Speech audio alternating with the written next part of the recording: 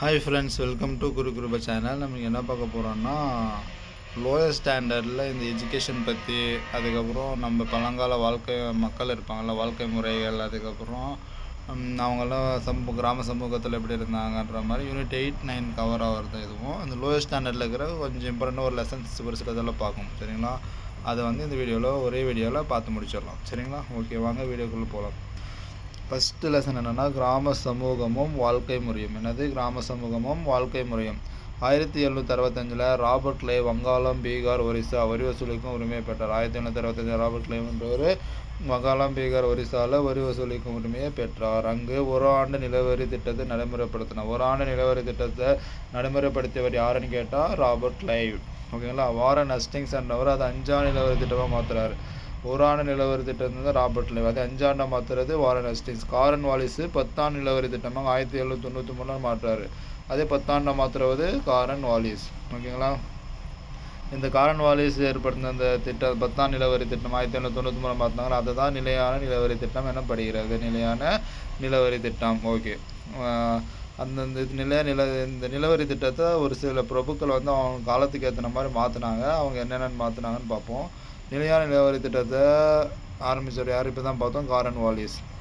அவர் என்ன சொல்கிறார் பாருங்கள். ஆங்கில இந்திய மொத்த நிலப்பரப்பில் 19% நடைமுறை. ஆங்கில இந்திய மொத்த நிலப்பரப்பில் 19% நடைமுறை. 19% நிலப்பரப்பில் இந்த நடைமுறை இருந்துச்சு. அவங்க ஜமீன்தாரி, ஜாகிர்தாரி, மல்லுக்குஜா, பிஸ்வதாரி என பல பேர்கள் இருந்தாங்க. யார்? ஆங்கிலேயர் டைரெக்டாக போகாமல் இவங்க மூலிமா அந்த வசூலித்து அந்த ஒரு அமௌண்ட்டை ஆங்கிலேயர்கள் கொடுக்குற மாதிரி ஒரு இடையில தரகர்னு சொல்லுவாங்கள்ல, வியாபாரிகள், அதுக்கப்புறம் அந்த தரகர், வட்டி கொடுறவங்க என்ற மாதிரி ஒரு முறை அப்போ காரன் வாலிஸ் ஆரம்பித்த நிலையான நிலவரி திட்டத்தில் இருந்துச்சு. விவசாயிகளுக்கு வசூலித்த 11ல் 10 பங்கு உரிமை ஜமீன்தார்கள் ஆங்கில அரசுக்கு செலுத்தின. 11 பங்குனா அதில் 10 பங்கு ஆங்கில அரசு செலுத்திட்டு மீதி ஒரு பங்கு இவங்களே வச்சுக்கிட்டாங்க. இந்த மாதிரி ஒரு நிலை தான் இந்த நிலையான நிலவரி திட்டம் இருந்துச்சு. எப்போது? காரன் வாலிஸில். நெக்ஸ்ட் ரயத்வாரி முறைன்னு ஒன்று கொண்டு வந்தார். ரயத்வாரி முறையை அறிமுகப்படுத்துவர் யாருன்னு கேட்டால் தாமஸ் மன்ரோ. ரயத்வாரி முறை எடுத்துகிட்டு வந்தவர் யார்? Thomas Munro. 1820 தாமஸ் மன்ரோ மற்றும் 1820 தாமஸ் மன்ரோவும் கேப்டன் ரீட் என்பவர்களால் தான் இந்த ரயத்வாரி முறை கொண்டு வந்தப்பட்டது. தாமஸ் ஒரு வரி 1/3 என நிர்ணயம் பண்ணார். 1/3 என நிர்ணயம் பண்ணார். 20 அல்லது 30 வருஷத்துக்கு ஒரு வாட்டி நிலத்தின் குத்தகை மாற்றி அமைச்சாங்க. 20ல் 30 வருஷத்துக்கு ஒரு வாட்டி நிலத்தோட குத்தகை மாற்றி அமைச்சாங்க. விவசாயி தான் நிலத்தின் உரிமையாளர் இருந்தார். அப்போ விவசாயி தான் நிலத்தோட உரிமையாளர். அரசோட விளைச்சலில் மொத்தம் 45-50% வரை வரியாக நிர்ணயம் பண்ணாங்க. அரசு விளைச்சலில் 45% 50 முறை 50%. இது அடக்குமுறை கொஞ்சம் குறைவாக இருந்துச்சு. இது இந்த ரயத்வாரி முறை. ஓகேங்களா? நெக்ஸ்ட் மகள்வாரி முறை கொண்டு வந்தவர் வில்லியம் பென்னிங். ஓகேங்களா? மகள்வாரி முறை கொண்டு வந்தவர் யார்? வில்லியம் பென்னிங். யாரோட சிந்தனைனா ஹோல்ட் மெகன்சி என்பது சிந்தனையில் 1822 இன்ட்ரடியூஸ் பண்ணுறாங்க. ராபர்ட் மெர்த்தின்ஸ் அறிவுரைப்படி 1833 வில்லியம் பென்னிங் இதில் சில மாற்றத்தை கொண்டு வர்றார். ராபர்ட் மெர்த்தின்ஸ் அறிவுரைப்படி 1833 வில்லியம் பென்னிங் இதில் மாற்றம் கொண்டு வர்றார். தொடக்கத்தில் வரி 2/3 அன்னிட்டு இருந்துச்சு. தொடக்கத்தில் 2/3 அன்னி நிர்ணயம் பண்ணார் யார்? வரியை. அதுக்கப்புறம் பென்னிங் விளைச்சலில் 50% குறைச்சார். முதல்ல ஆக்ரா, அயோத்தியில் அமல்படுத்தினாங்க. இந்த என்ன முறை மகள்வாரி முறை முதல்ல எங்கே அமல்படுத்தினாங்கன்னு கேட்டால் ஆக்ரா, அயோத்தி. ஓகேங்களா? ஓகே, நெக்ஸ்ட் பாருங்கள். இண்டிகோ கழகம் நம்ம கேள்விப்பட்டிருப்போம். 1859 1860 நடந்தது. செப்டம்பரில் 1859 செப்டம்பர் 1859 டிசம்பரில் பிஸ்வாஸ் மற்றும் விஷ்ணுசரண் பிஸ்வாஸ் ஆகியோரால் நதியா மாவட்டத்தில் கிளர்ச்சி பண்ணுறாங்க. யார்? விஷ்ணுசரண் பிஸ்வாஸ் 2 பேரும் சேர்ந்தவங்க நதியா மாவட்டத்தில் கிளர்ச்சி. இது நடக்கிறதுக்கு 1860 அவுரி ஆணையம் அமைச்சாங்க. இது நடக்கிறதுக்கு இந்த இண்டிகோ கழகத்தை அடக்கிறதுக்கு 1860 அவுரி ஆணையம் அமைச்சாங்க. அவங்களோட பரிந்துரையின்படி பார்ட் ஆஃப் த ஆக்ட் 1862 அமைச்சது. அவரோட அறிவுரையின்படி அவுரி ஆணையம் அமைச்சு இந்த இண்டிகோ கழகத்தை அடக்குனாங்க. ஓகேங்களா? புரியுதா? ஓகே, நெக்ஸ்ட்டு பாருங்கள். இந்து தேசபக்தன். என்னது? இந்து தேசபக்தன் செய்தித்தாள் சாகுபடியாளர்களோட துயரங்களை பலமுறை வெளிச்சம் போட்டு காட்டுச்சு. இந்து தேசபக்தன் செய்தித்தாள் சாகுபடியாளர்களோட துயரங்களை பலமுறை வெளிச்சம் போட்டு காட்டுச்சு. நெக்ஸ்ட் என்னென்னா பாப்னா கழகம்ன்றது எப்போ ஆரம்பித்தாங்கன்னா, ஒரு நிமிஷம். பாப்னா கழகம்ன்றது எப்போ ஆரம்பித்தாங்கன்னா 1873 1876. பாப்னா கழகம் வந்து 1873 1876. எங்கன்னா வங்காளத்தில் பாப்னாவில் உள்ள யூசுப் சாமி பர்கானா. வங்காளத்தில் பாப்னாவில் இருக்கிற யூசுப் சாமி பர்கானாவில் கேசப் சந்திர ராவ் கூட ஆரம்பிப்போம். இந்த கொஸ்டின் இம்பார்ட்டன்ட். பாப்னா கழகம் யாரால் ஆரம்பித்தது? கேசவ் சந்திர ராவ். எங்கே? பாப்னாவில் உள்ள யூசுப் பர்கானா வங்காளத்தில். ஓகே. நெக்ஸ்ட் பஞ்சாப் விவசாயிகள் சங்கம் 1890 900. பஞ்சாப் விவசாயிகள் சங்கம் 1890 1900. பஞ்சாப் விவசாயிகளை பாதுகாப்பதற்காக 1900 பஞ்சாப் நில உரிமை மாற்று சட்டம் நிறைவேற்றப்பட்டது. பஞ்சாப் விவசாயிகளை பாதுகாப்பதற்காக 1900 பஞ்சாப் நில உரிமை மாற்று சட்டம் நிறைவேற்றப்பட்டு செயல்படுத்தப்பட்டது. சாம்ரான் விவசாயிகள் சட்டம் எப்போனா மே 1918. சாம்ரான் விவசாயிகள் சட்டம் எப்போ? மே 1918. சாம்ரான் விவசாயிகள் சட்டம் எப்போ? மே 1918. மாப்ளா கிளர்ச்சின்னு ஒன்று நடந்துச்சு. எப்போன்னா 1921. மாப்ளா கிளர்ச்சி 1921 வந்து நடந்துச்சு. ஓகேங்களா?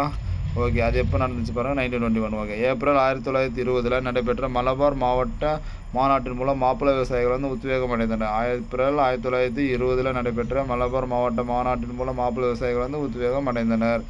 ஆகஸ்ட் 1921 மாப்பிள்ளை விவசாயிகள் ஜமீன்தாரின் அடக்குமுறைக்கு எதிராக கலகத்தில் ஈடுபட்டாங்க. ஆகஸ்ட் 1921 மாப்பிள்ளை விவசாயிகள் வந்து ஜமீன்தார்களோட அடக்குமுறைக்கு எதிராக கலகத்தில் ஈடுபட்டாங்க. ஆகஸ்ட் 1921. டிசம்பர் 1921 அரசு வந்து மாப்பிள்ளை கிளர்ச்சி வந்து அடக்குச்சு. டிசம்பர் 1921 அரசு வந்து மாப்பிள்ளை கழகத்தை வந்து அடக்கிடுச்சு. ஓகேங்களா?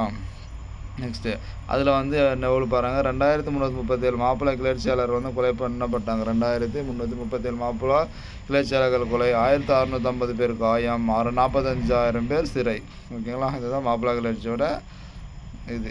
ஓகே. நெக்ஸ்ட் இந்தியாவில் கல்வி வளர்ச்சி எப்படி இருந்துச்சு பாருங்கள். வேதம் என்ற சமஸ்கிருத சொல்லுக்கு அறிவு என்ற பொருள். வேதம்னா அறிவு. வேதத்து வித் என்ற சொல்லால் பெறப்பட்டது. வித்னா அறிதல். பண்டைய இந்திய நகரமாக இருந்த தட்சசீலம் வந்து வடமேற்கு பாகிஸ்தானில் இருந்துச்சு. பண்டைய இந்திய நகரமாக இருந்த தட்சசீலம் வடமேற்கு பாகிஸ்தானில் இருந்துச்சு. 1980 யுனெஸ்கோ வந்து உலக பாரம்பரிய சின்னமாக அறிவித்துச்சு. இந்த தட்சசீலத்தை 1980 உலக பாரம்பரிய சின்னமாக யுனெஸ்கோ வந்து அறிவிச்சிச்சு.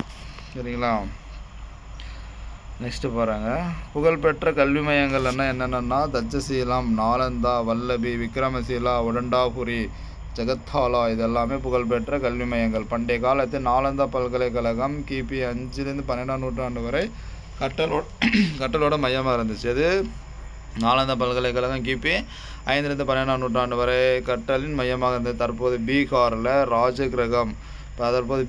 ராஜகிரகத்தில் இருக்கிற நாலந்தா பல்கலைக்கழகம் உலகின் பழமையான பல்கலைக்கழகங்களும் ஒன்று. தற்போது பீகாரில் ராஜகிரகத்தில் இருக்கிற நாலந்தா பல்கலைக்கழகம் உலகின் பழமையான பல்கலைக்கழகத்தில் ஒன்று. நாலந்தா மகாவிகாராவின் இடிபாடுகளை ஐநா சபை யுனெஸ்கோ நிறுவனம் உலக பாரம்பரிய சின்னமாக அறிவிச்சது. இது நாலந்தாவோட இடிபாடுகள். ஓகேங்களா? இது பழங்கால கல்வி. இடைக்காலத்தில் கல்வி எப்படி இருந்துச்சுன்னு பாருங்கள். டெல்லியில் ஒரு மதராசாவை நிறுவிய முதல் ஆட்சியாளர் இல்துமிஸ். டெல்லியில் ஒரு மதராசாவை நிறுவிய முதல் ஆட்சியாளர் யாருன்னு கேட்டால் இல்துமிஸ்.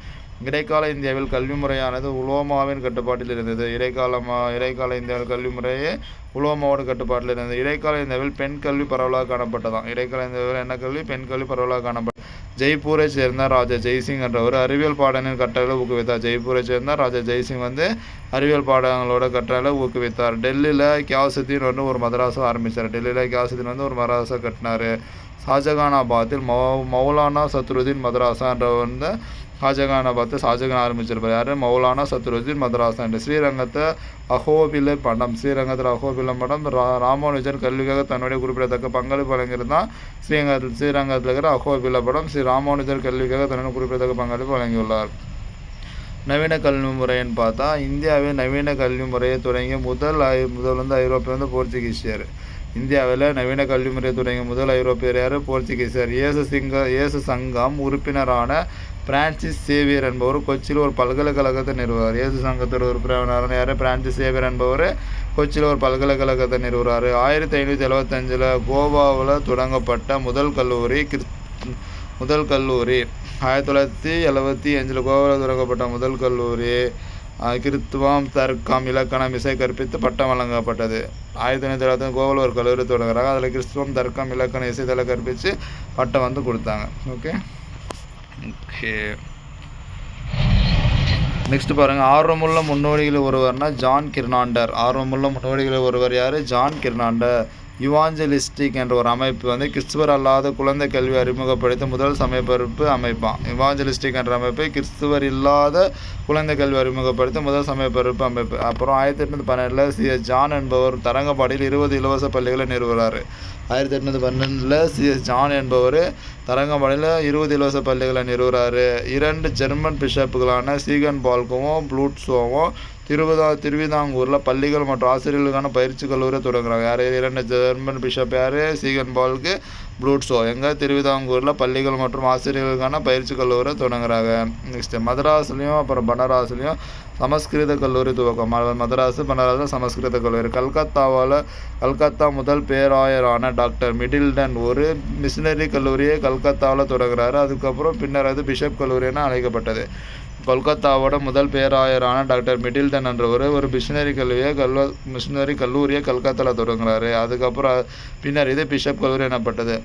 இப்போ மவுண்ட் ஸ்டூவர்ட் எல்பின்ஸ்டன் வட்டார மொழி கல்வியை தீவிரமாக முன்மொழிந்தார். மவுண்ட் ஸ்டூவர்ட் எல்பின்ஸ்டன் என்றவர் வட்டார மொழி கல்வியை தீவிரமாக முன்மொழிந்தார். மவுண்ட் ஸ்டூவர்ட் 1827 ஓய்வு. அதுக்கப்புறம் அவரோட ஆய்வாளர்கள் ஆங்கில கல்வி வழங்கும் கல்லூரியை பம்பாயில் நிறுவனர். ஆங்கில கல்வி வழங்கும் கல்லூரியை பம்பாயில் நிறுவுறாங்க. அதுக்கப்புறம் எல்பின்ஸ்டன் கல்லூரின்னு பேர் மாற்றுறாங்க. அது எல்பின்ஸ்டன் கல்லூரின்னுட்டு பேர் மாற்றுறாங்க. ஆங்கில ஆட்சியில் இந்திய கல்வி முறை 4 கட்டங்களாக இருந்துச்சு. அது என்னென்ன பண்ணுறோம்? ஆங்கில ஆட்சி ஆரம்பத்தில் 1813 வரைக்கும், அப்புறம் 1830 1853, அப்புறம் 1854 1920 அகில இந்திய கல்விக் கொள்கை காலம், அப்புறம் 1921 1947 மாகாணங்கள் சுயாட்சி காலம். 1854 சர் சார்லஸ் வுட்ஸ் கல்வி அறிக்கை ஆங்கிலேயர் கல்வியின் மகாசாசனம் சொல்லுவாங்க. இது சர் சார்லஸ் வுட்ஸ் கல்வி அறிக்கையை ஆங்கில கல்வியோட மகாசாசனம் ஆனால் சொல்லுவாங்க. அப்புறம் 1882 அண்டர் குழு. 1882 அண்டர் குழு. 1944 சார்ஜன்ட் அறிக்கை. 1944 சார்ஜன்ட் அறிக்கை. ஓகேங்களா? ஓகே, நெக்ஸ்ட்டு பாருங்கள். வரதா கல்வி திட்டம் எப்போ ஆரம்பித்தாங்க? 1937. வரதா கல்வி திட்டம் 1937 காந்தியடிகள் உருவாக்குனார். காந்தியடிகளின் அடிப்படை கல்வி திட்டத்தின் அச்சாணியாக அகிம்சை கொள்கை இருந்தது. காந்தியடிகளின் அடிப்படை கல்வி திட்ட அச்சாணியாக அகிம்சை கொள்கை இருந்தது. நெக்ஸ்ட்டு சுதந்திர இந்தியாவோட கல்வி வளர்ச்சி பார்த்தா சுதந்திர இந்திய கல்வி வளர்ச்சியில்